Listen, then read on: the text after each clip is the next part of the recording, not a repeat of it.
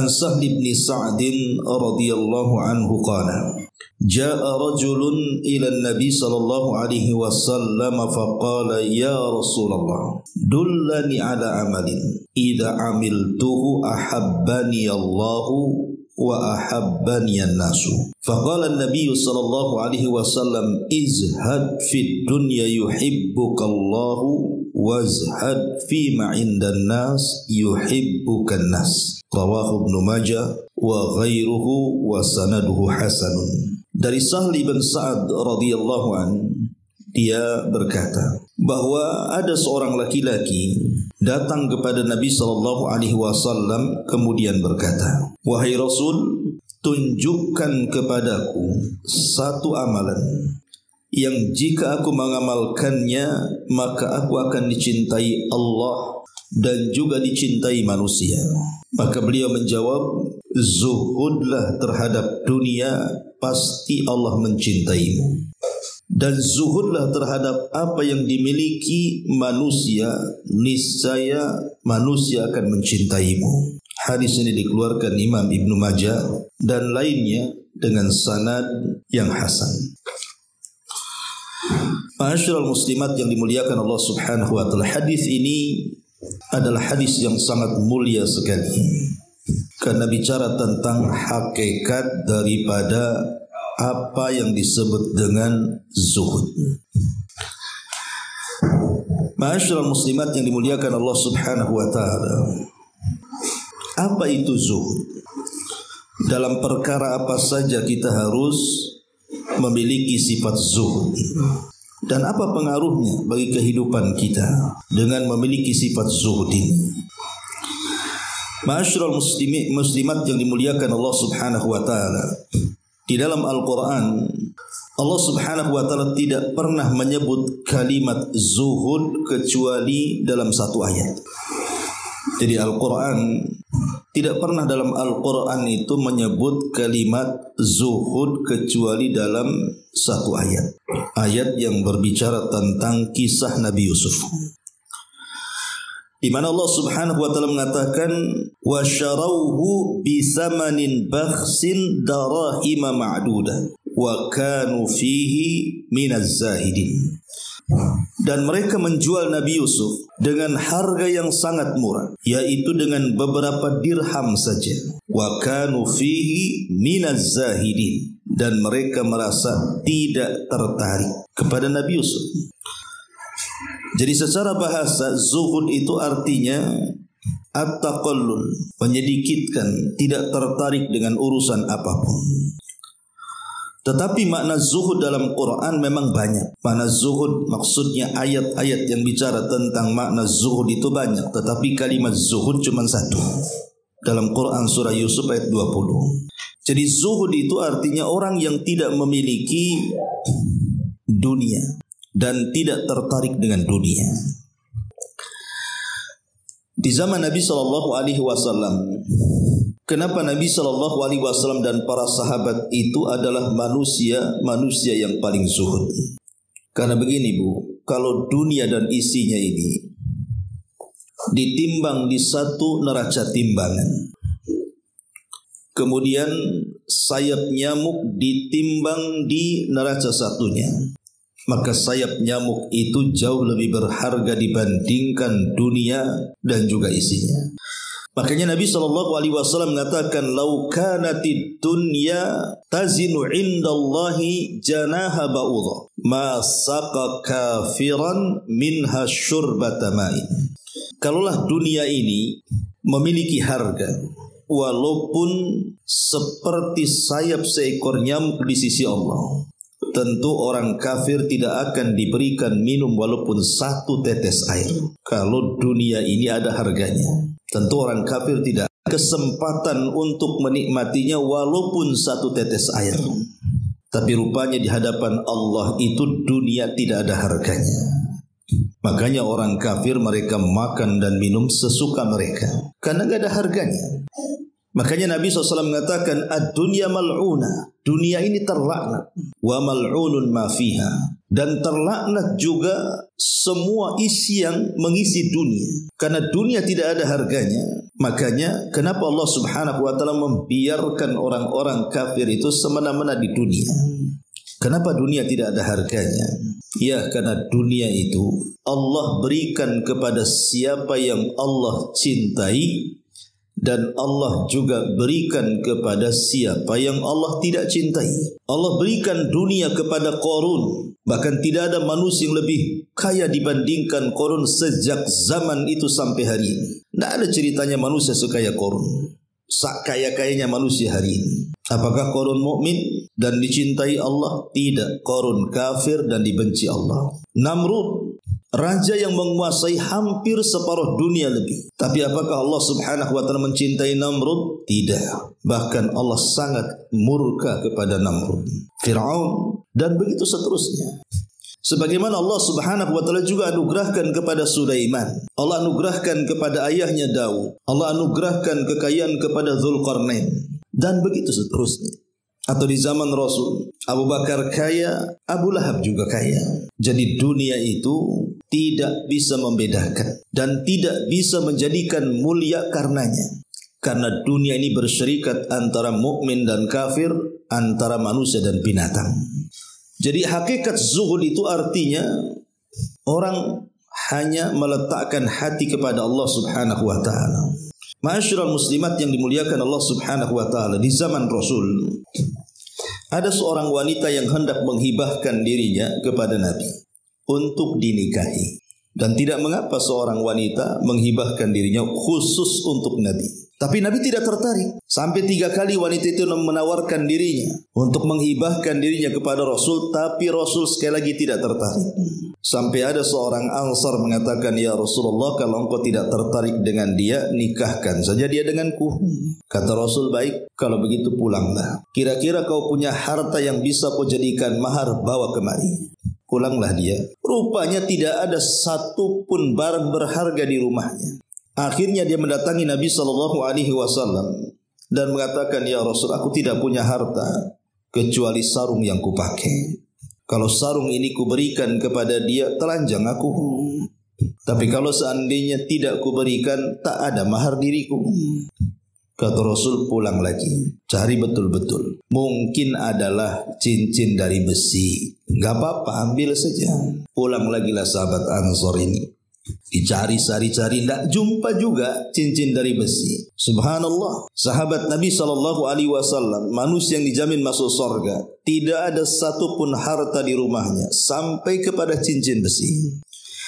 Akhirnya dia balik kepada Nabi SAW dan mengatakan, "Ya Rasulullah, tidak ada walau khataman min hadid, walaupun dari cincin besi aku tak punya."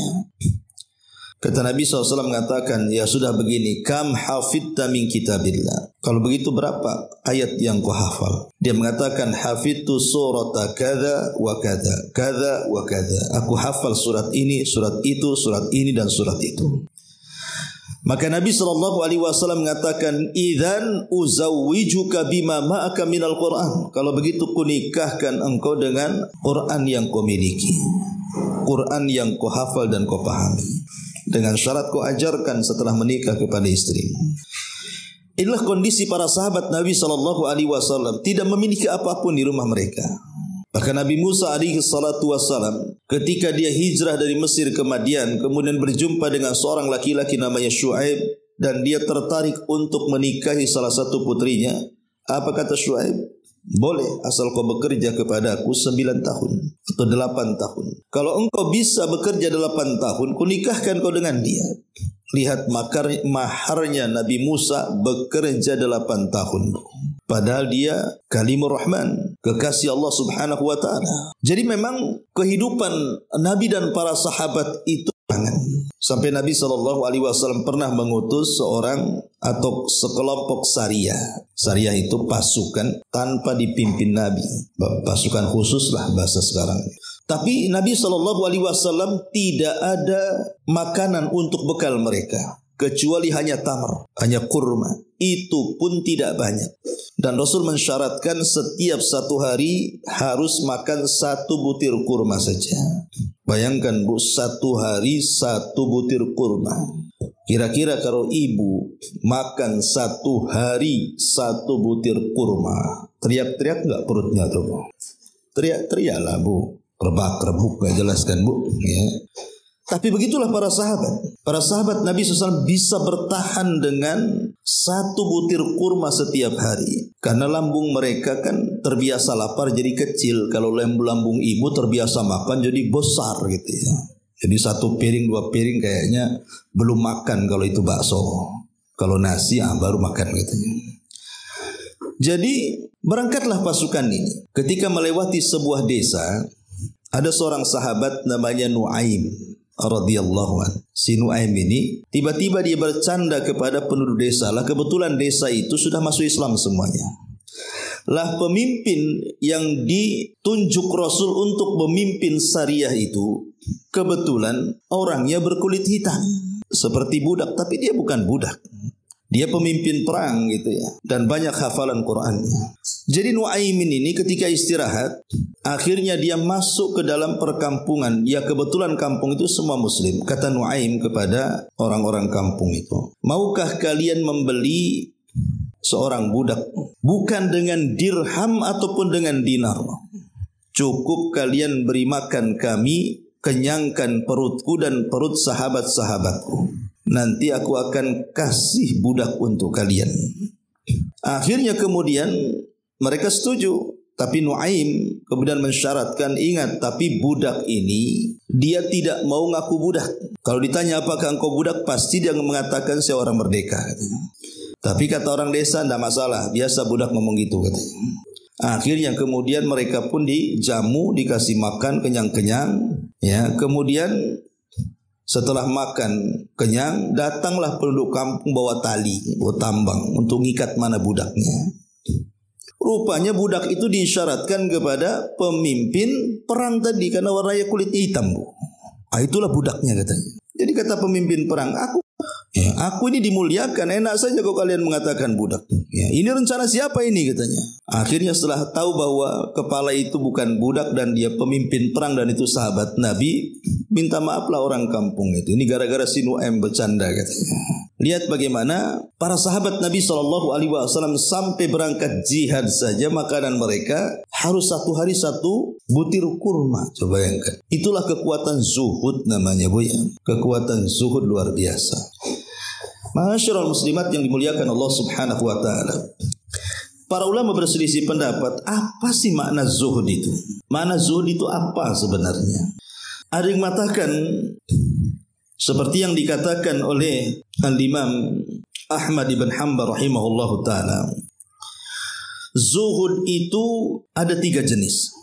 Pertama, tarkul haram, meninggalkan yang haram.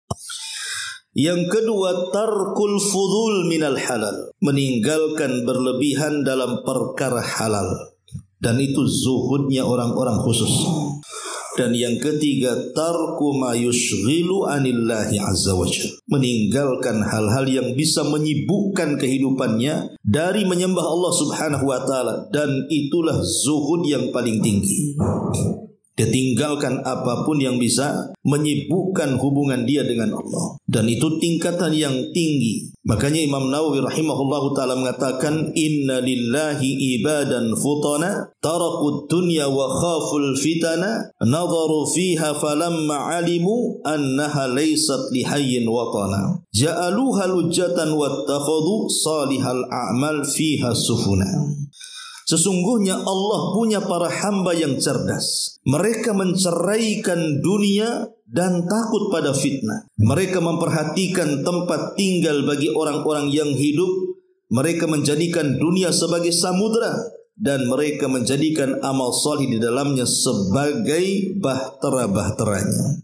Mereka tahu hamba-hamba yang cerdas ini bahwa dunia bukan tempat tinggalnya, akhiratlah tempat tinggal kita, dan kita sedang berjalan menuju Allah Subhanahu wa ta'ala. Jadi dunia adalah meninggalkan hal-hal yang tidak bermanfaat bagi kehidupannya untuk sesuatu yang bermanfaat untuk akhiratnya. Atau dengan kata lain, zuhud adalah qasrul amali anid dunya, pendek amal-amal angan-angannya terhadap dunia, kata Sufyan Ats-Tsauri. Jadi orang yang pendek angan-angannya, tidak terlampau melamun tinggi-tinggi, tidak mungkin dia terbang tinggi-tinggi pada tak punya sayap. Itulah zuhud. Karena di antara manusia itu ada kalau sudah bercita-cita dunia itu setinggi langit, dan dia lupa bahwa dunia bukan tempat tinggal dia.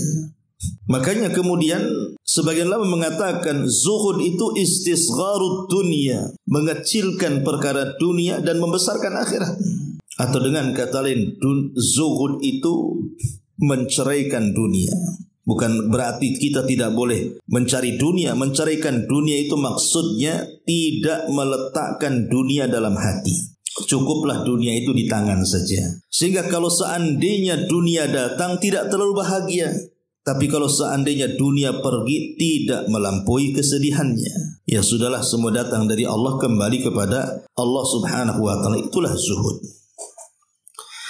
Lah zuhud itu ada beberapa gambaran. Pertama, zuhud dengan harta. Artinya dia tidak menghabiskan kehidupannya hanya untuk mengejar harta saja. Maka dia akan bagi itu. Ada waktunya bekerja, ada waktunya ibadah.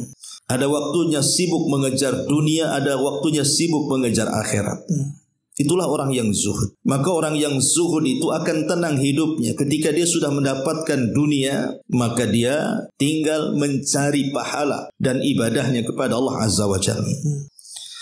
Yang kedua, zuhud tentang bentuk daripada fisik manusia.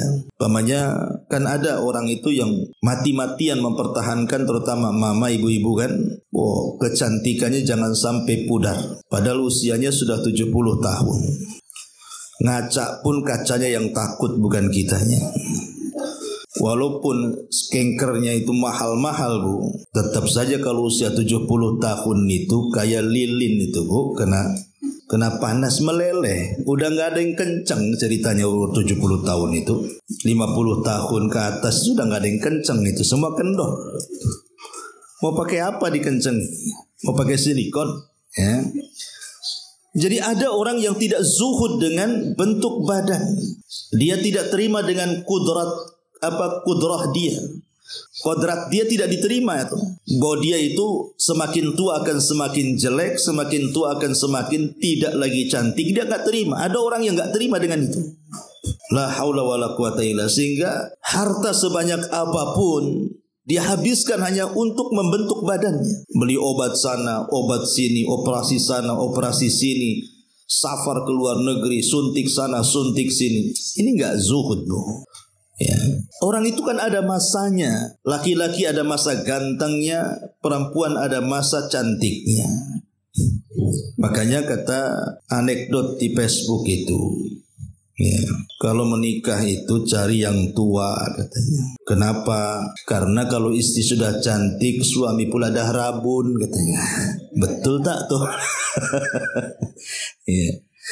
Ma'asyiral muslimat yang dimuliakan Allah Azza wa Jalla, intinya bahwa zuhudlah dengan bentuk fisik ini. Apa yang Allah berikan kepada kita, itulah kita syukuri. Ya, kita perlu merawat badan, merawat kecantikan, tapi jangan berlebihan. Ya, ini yang kedua. Yang ketiga, zuhud dalam ar-ri'asah wal mansib, artinya jabatan, kepemimpinan. Karena ada orang-orang yang mengejar jabatan dan kepemimpinan itu sampai menghambur-hamburkan biaya. Betapa banyak orang-orang yang mencalonkan pemimpin tidak terpilih, itu bisa telanjang, stres, jadi ODGJ.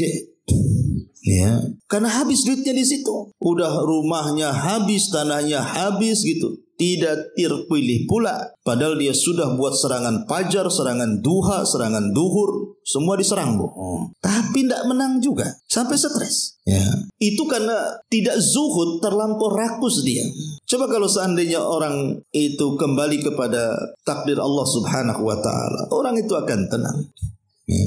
Kemudian juga yang nomor 4, zuhud indan nas, zuhud di hadapan manusia. Begini Bu, di sekeliling ibu itu kan adalah kawan-kawan ibu itu. Yang namanya kawan-kawan itu ya, satu sisi ada yang muji, satu sisi ada yang menjelek-jelekan ibu. Satu sisi ya ada yang menggibah baik, satu sisi ada yang menggibah tidak baik.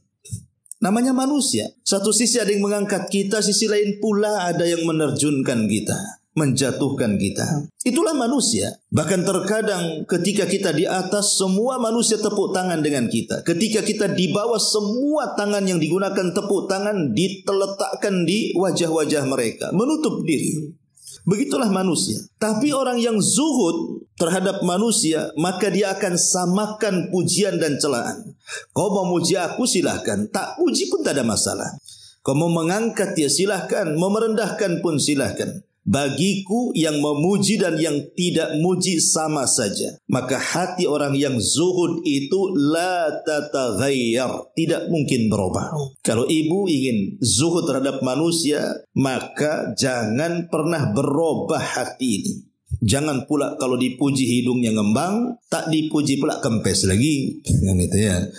Artinya kalau dipuji, cantik kali bu, sibuklah dia ngaca. Betul tak aku cantik nih? Sekali diejek, jelek kali bu ini. Langsung seminggu seteruk dia bu. Betul tak saya jelek katanya. Lah kan orang yang kayak gini nggak zuhud namanya. Biarkanlah orang bicara itu. Biarkan anjing menggonggong. Ibu jangan lari. Ya. Jadi intinya bahwa kalau orang bisa kemudian menenangkan hati dan menyamakan antara pujian dan celaan, berarti ibu sudah zuhud di hadapan manusia itu. Tapi kalau kepikiran, pujian kepikiran, celaan kepikiran, berarti perlu ditata lagi hatinya tuh. Ya. Ini yang keempat. Yang kelima, zuhud kepada diri sendiri juga sama. Seperti melawan hawa nafsu. Jangan semua keinginan yang ibu inginkan itu harus ada. Harus kebeli. Harus kebelanja. Dan begitu seterusnya. Abdullah bin Umar radhiyallahu anhuma pernah menegur, atau Umar bin Khattab kurang lebih. Ada seorang sahabat itu kalau punya uang selalu beli daging. Jadi dikatakan, apakah setiap yang kau kehendaki kau harus beli? Tahan hawa nafsumu. Ya. Karena terkadang gini bu, kalau kita menuruti apapun yang kita kehendaki, pengen ini langsung dibeli, pengen itu dibeli, langsung sekali pandang yang tidak ada niat beli akhirnya kebeli, itu kadang-kadang menyesal tuh. Contoh ibu ke pasar sudah dicatat lah itu 10 bumbu tuh. Masuk ke pasar bumbu tak dapat, yang lain pula dapat. Kadang-kadang ada orang yang kemudian mudah tertarik dengan urusan dunia, padahal sebenarnya yang dibeli itu tidak ada manfaatnya bagi dia. Saya itu ada murid saya satu itu, ketika masuk ke pasar dia bawa duit banyak. Iya. Sebenarnya ingin jalan-jalan, ingin beli baju 1-2 setel gitu ya. Masuk pula ke counter handphone bu. Akhirnya ada di situ Apple, mahal harganya. Kata dia bilang sekitar 5 atau 6 juta gitu kan. Jadi terpikir, oh bagus juga nih saya kalau tidak beli Apple ini, mumpung ada duit katanya. Nanti kalau nggak ada duit tidak bisa beli juga. Dibeli bu. Setelah dibeli nyesel, naudzubillah dia bilang. Nggak bisa apa-apa. Apalagi itu handphone harus ada pakai wifi, tidak bisa pakai kartu data katanya. Itu nyesel bu. Mau dijual lagi jadi murah, rugi. Barusan beli dijual lagi murah kan. Lah kadang-kadang ada orang seperti itu. Ya, tidak semua yang kita mau itu harus tercapai itu. Itu namanya zuhud, menahan hawa nafsu itu bu. Tahan hawa nafsu itu. Ya. Kemudian yang keenam, zuhud terhadap pakaian. Makanya ada istilah abdul dinar, abdul khamisah, hamba-hamba gamis dan hamba-hamba busana kan bu. Hati-hati, ini yang saya ceramahi ibu-ibu. Kalau bapak-bapak percuma cerita pakaian, karena bapak-bapak itu seminggu nggak ganti pun tidak masalah bu ya, sampai penuh dengan daki gitu. Kalau ibu-ibu kan tidak, baju masak lain ya kan, baju ke pengajian lain, baju tidur lain, baju ke mall lain gitu ya. Beda, kadang satu hari itu biasanya 4 baju tuh. Makanya lemari ibu itu lebih banyak daripada lemari bapak. Bapak itu cuma pakai sorok saja, ibu pakai lemari 4 biasanya. Karena terlampau banyak baju ya. Nah ini ada orang wanita-wanita tidak zuhud dengan busana, dengan pakaian. Apalagi di zaman sekarang masing-masing ibu pasti punya handphone. Paling tidak satu ibu 2-3 handphone tuh ya. Satunya iPhone, satunya itu ya. Hari-hari yang ditengok itu kalau ndak Shopee, nah, itu ya.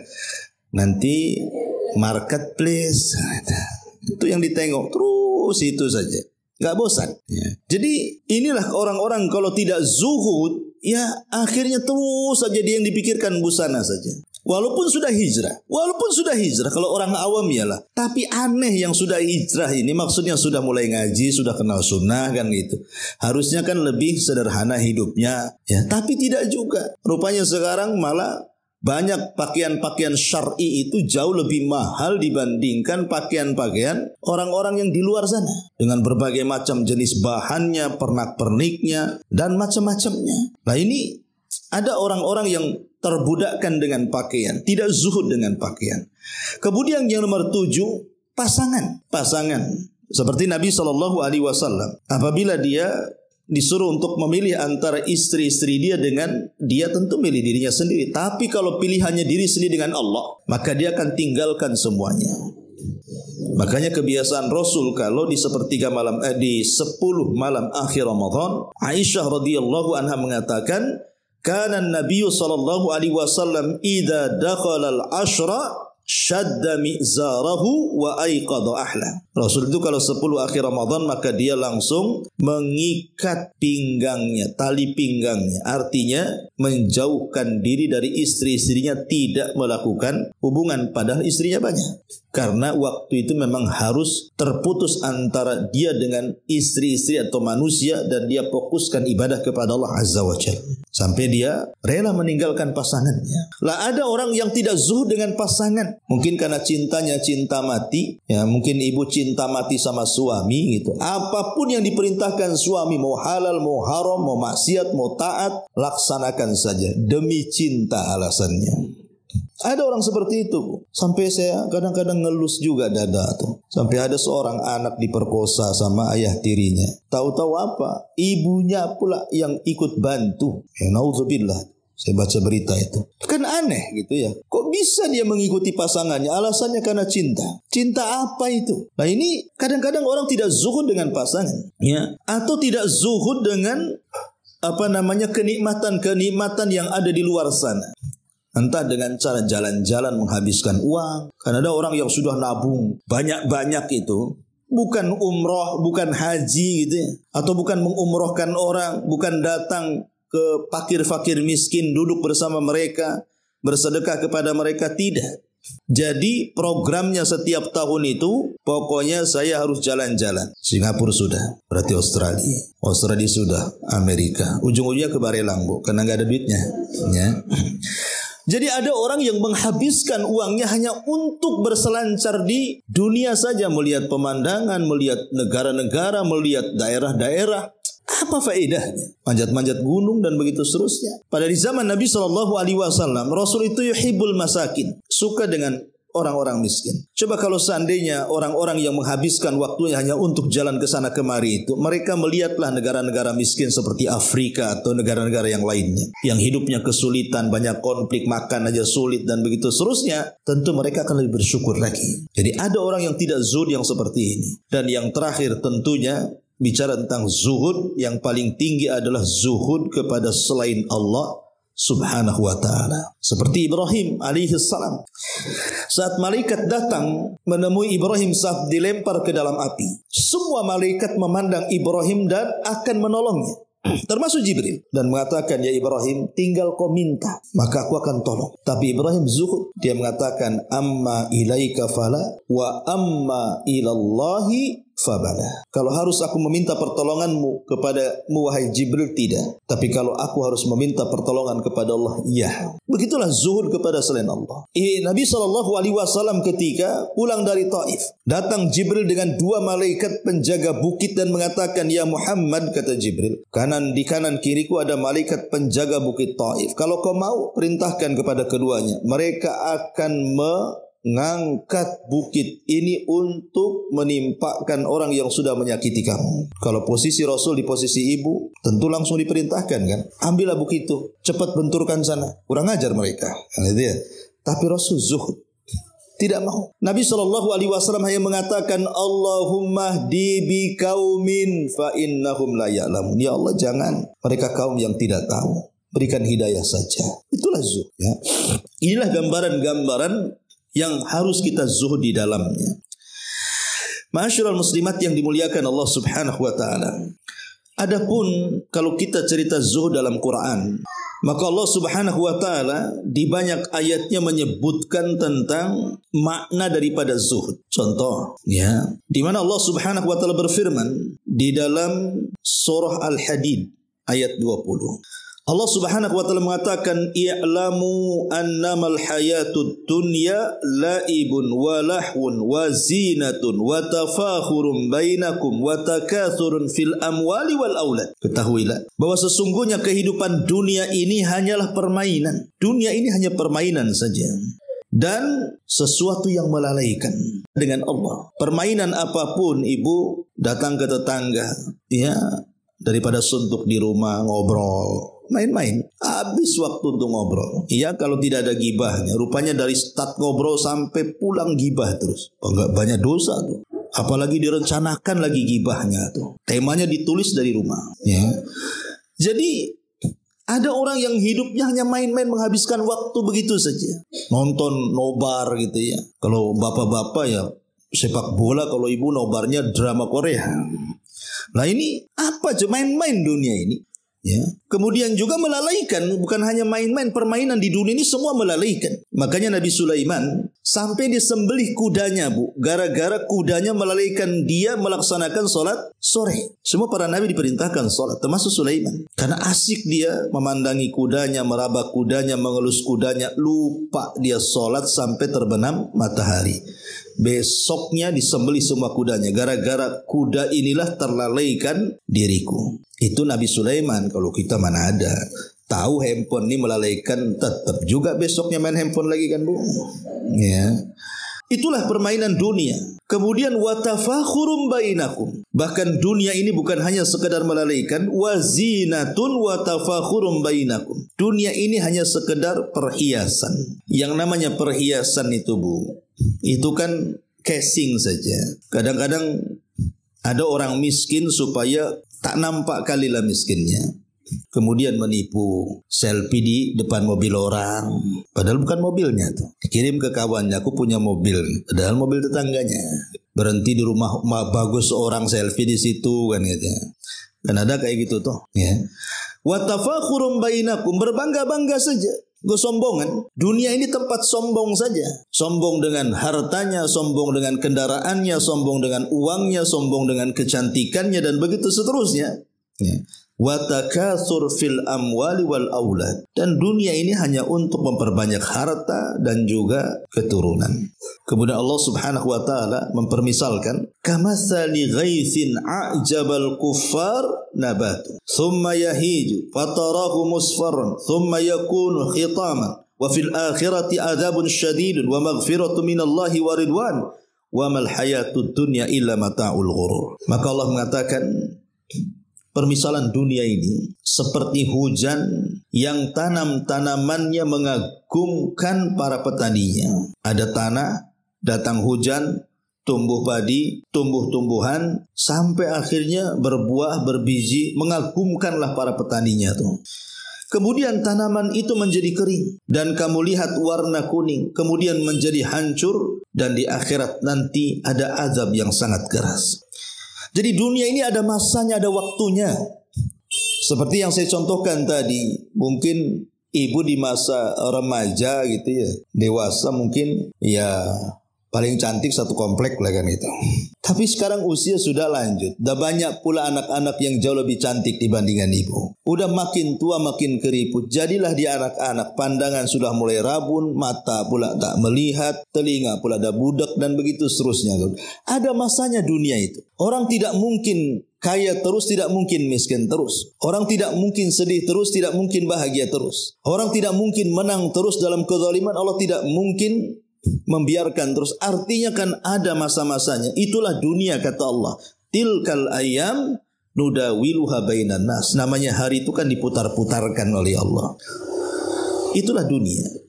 Ma'asyiral muslimat yang dimuliakan Allah Azza wa Jalla. Ini contoh ayat saja.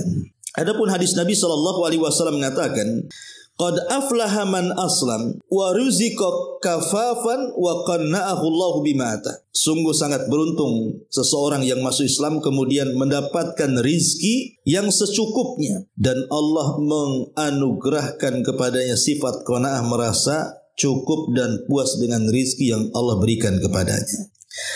Begini Bu, ulama membagi tentang zuhud ini. Ada yang mengatakan bahwa zuhud ini, kata sebagian para ulama, di antaranya Al-Imam Ghazali rahimahullahu ta'ala. Jadi Imam Ghazali rahimahullahu ta'ala ketika membagi zuhud itu, dia mengatakan ada 3 perkara. Pertama, hendaklah seorang hamba itu harus lebih yakin terhadap apa yang ada di sisi Allah. Awsaq ma indallah. Punya keyakinan terhadap apa yang ada di sisi Allah daripada keyakinan apa yang ada pada tangannya. Jadi ibu harus yakin bahwa yang di sisi Allah itu lebih luas, lebih banyak dibandingkan yang kita pegang hari ini. Supaya apa? Supaya tidak sombong, Bu. Ya. Supaya tidak merasa tidak butuh dengan Allah. Tetap kita harus butuh dengan Allah. Karena ada orang yang sudah merasa cukup hidupnya, usahanya lancar, menurut orang sekitar dia orang yang paling kaya raya, ya, dengan rumahnya yang megah, kendaraan yang mewah.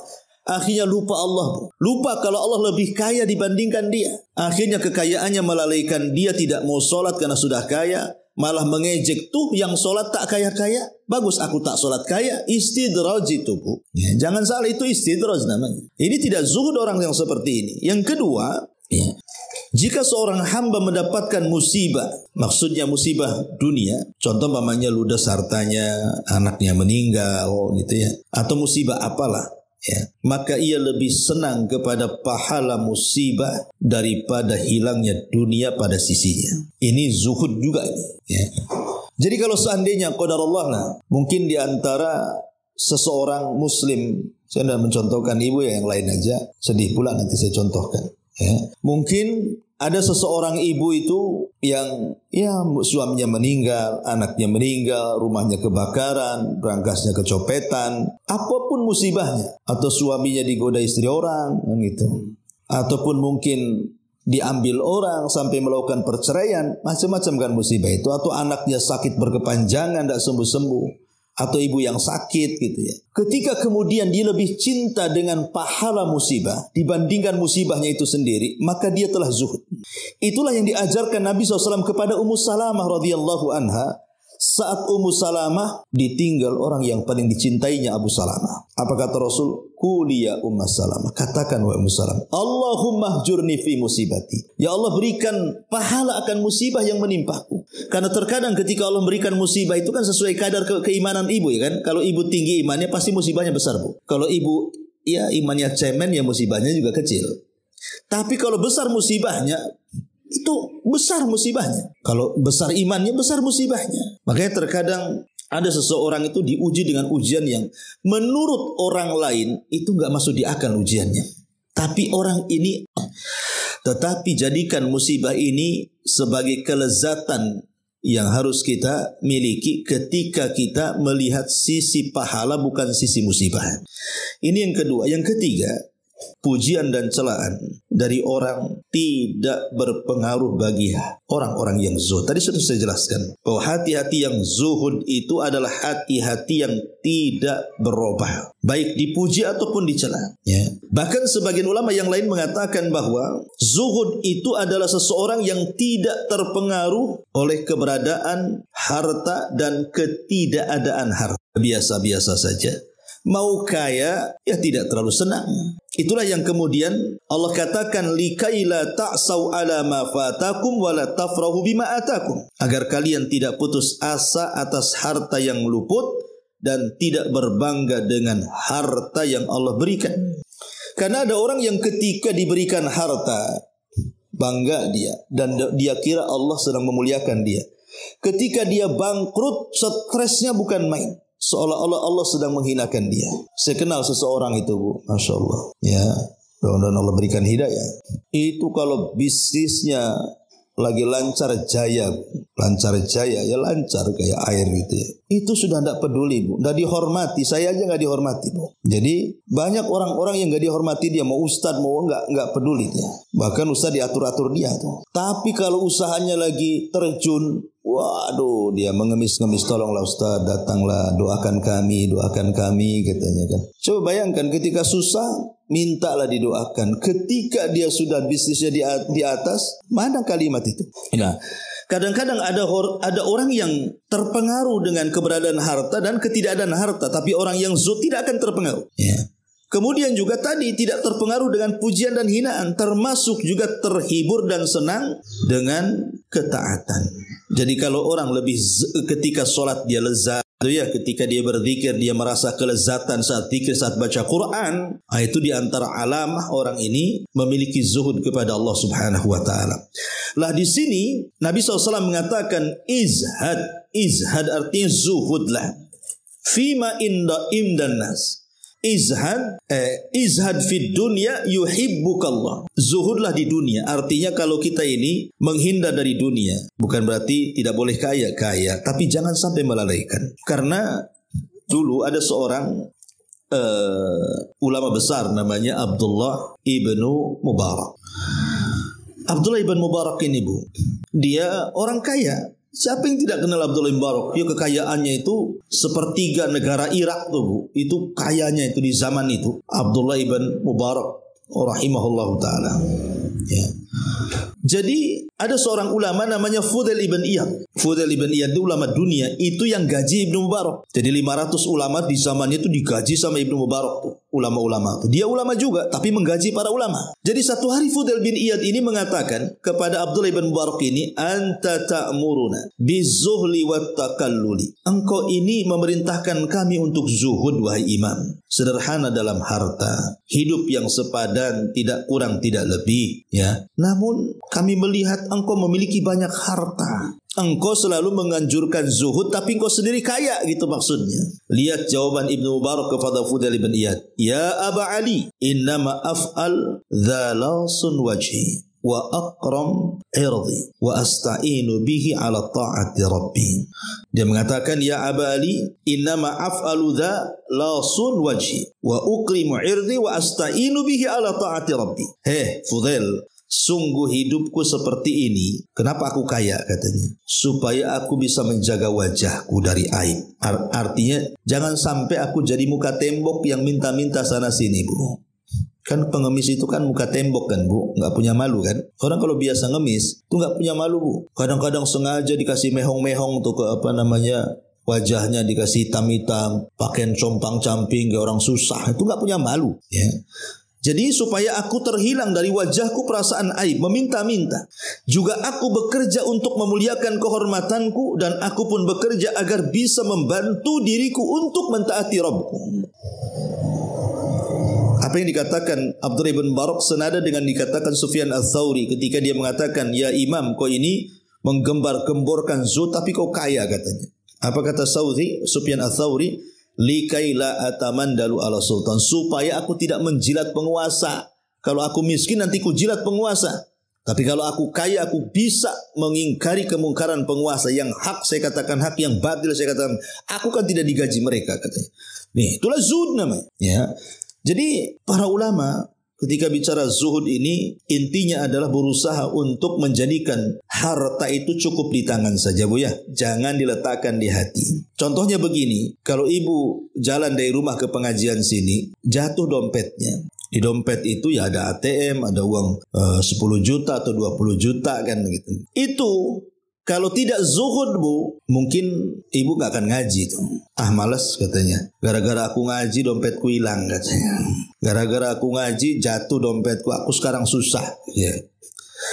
Karena apa? Ketika kemudian kekayaan diletakkan di hati itu, Bu, itu kepikiran dompet yang ibu hilang itu bertahun-tahun itu. Nanti kalau kumpul dengan kawan-kawannya terkenang lagi, iya aku pernah hilang loh dompetku sana. Terus sedihnya akan terus tuh. Tapi kalau dijadikan harta itu di tangan, ya sudah qadarullah, sudah musibah, ya innalillahi wa inna ilaihi rajiun.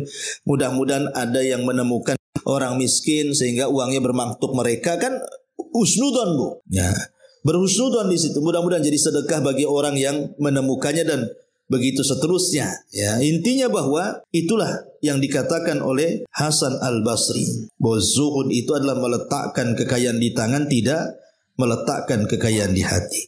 Kemudian yang kedua, wazhad fima indan nas. Zuhudlah terhadap nas, maka manusia akan suka dengan kamu.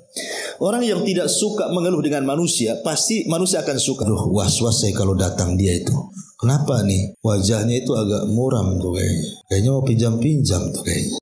Suka minjam, suka minta, suka ngeluh. Kita aja ketemu dia ada was-was, Bu. Ya. Darah kita yang normal jadi tinggi, Bu. Nengok dia tuh. Kolesterol naik.